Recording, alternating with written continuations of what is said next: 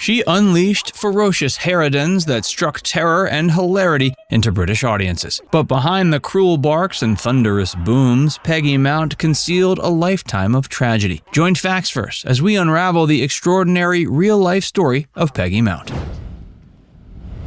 Early life. Peggy Mount was born Margaret Rose Mount in May of 1915 in Southend-on-Sea, Essex, to a family of modest means. Her father, Alfred John Mount, worked as a grocer's assistant and struggled to provide for his family. Her mother, Rose Penny, was by all accounts an unaffectionate woman who never showed love towards her younger daughter Peggy. By Peggy's own account, her childhood was unhappy. She lived in the shadow of her older sister, a talented pianist who was held up as an example by their mother. Peggy reported that her mother told her she was wicked and worthless, and she grew up completely devoid of maternal affection. She found an escape from her dreary home life by discovering her dramatic talents on stage while still a schoolgirl. She first acted in productions put on by her local Wesleyan Church Drama Society. Her raw talent was evident even then. After finishing school at age 14, following her father's death, Peggy worked as a secretary, but continued to nurture her passion for theater. She took acting lessons on the weekends from a tutor named Phyllis Reader. This training prepared her for her first professional role at age 29 with a repertory theater company in Keighley, Yorkshire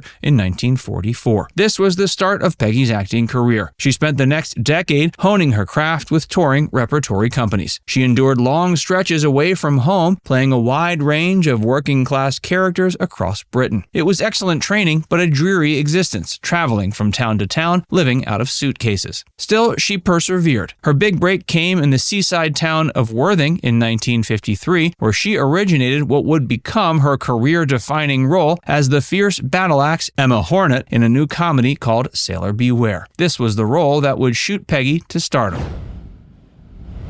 Her rise to stardom. Though unknown to London audiences, Peggy's portrayal of the fierce Miss Hornet was a huge success in Worthing. When the play transferred to the West End in the 1955 season, the producers took a chance and cast Peggy in the same role. Opening night at the Strand Theatre was a triumph. Overnight, Peggy Mount became the toast of London. Critics raved about her performance as the ferocious Emma. Kenneth Tynan described her acting as having a savage impatience that must be seen to be believed.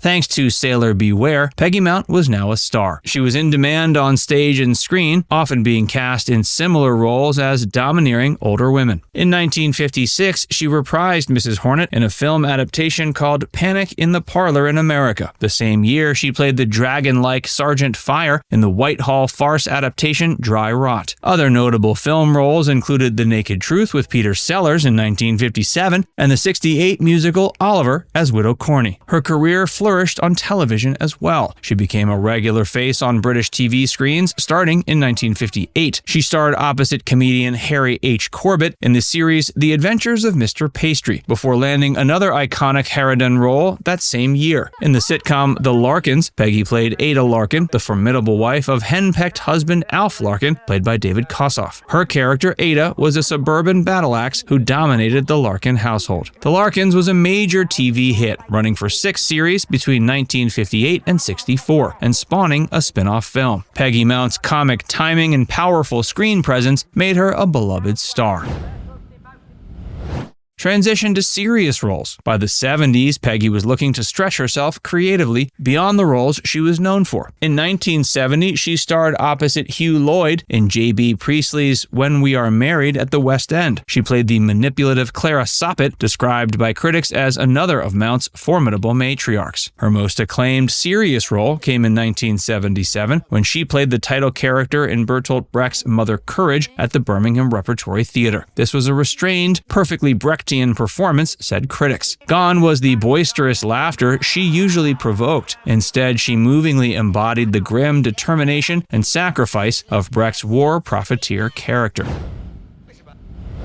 Later career and death. Even in her 70s and 80s, Peggy Mount continued to work regularly on stage, screen, and radio. While she no longer played the fierce harridans of her early career, she took on colorful character roles that highlighted her comic and dramatic talents. On television in the late 80s and early 90s, she appeared on popular shows like Inspector Morse, Doctor Who, and Casualty. She also did children's television, playing Aunt Fanny opposite comedian Frankie Howard in the sitcom All Change in 1991. 1981. On radio, Mount regularly performed in comedies and dramas from the 60s through the 80s. She starred in plays by Ben Jonson and Noel Coward, among others. Her expressive voice was perfectly suited to radio. Mount's final great stage role came in 1996 at age 81. She played the nanny in Chekhov's Uncle Vanya. Critics praised her sympathetic portrayal as the wise voice of reason in the play. Tragically, during the West End run, Peggy Mount's sight began to fail. She struggled through the end of the run before retiring from stage. Her decades-long acting career was over. Completely blind in her retirement, Peggy suffered a series of strokes in her final years. But she was still able to reflect on her life and career with pride. Though denied maternal affection in childhood, she had achieved fame and success entirely through her own talent and determination. In 1996, Peggy received one final honor. She was appointed an Officer of the Order of the British Empire, OBE, for her services to drama. Her acting brilliance had marked the second half of the 20th century British theatre. Peggy Mount died in November of 2001 at the Actors' Retirement Home, Denville Hall, in Northwood, London. She was 86 years old and had been in declining health for some time. Tributes poured in, recognizing Peggy as one of the great British character actors.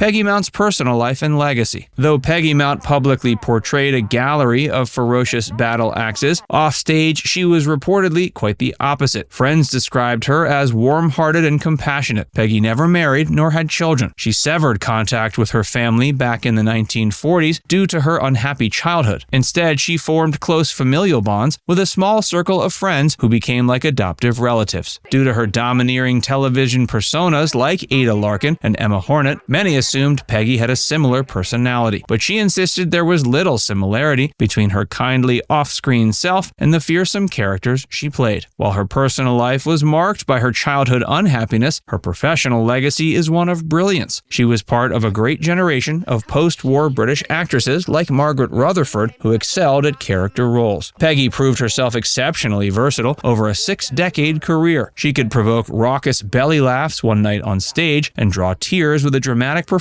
the next. Though she dreamt of acting from a young age, she didn't become a star until age 40. But once she got her big break, her career erupted. She was proud that she had achieved success entirely through raw talent. She received little formal training, but learned by doing, touring ceaselessly with rep companies in her early years. By the time she lost her sight in the late 90s, she had secured her place as a beloved icon of British stage and screen. Now it's time to hear from you. Do you remember Peggy Mount? What lessons can aspiring performers today learn from her unconventional path to stardom? Let us know in the comment section below.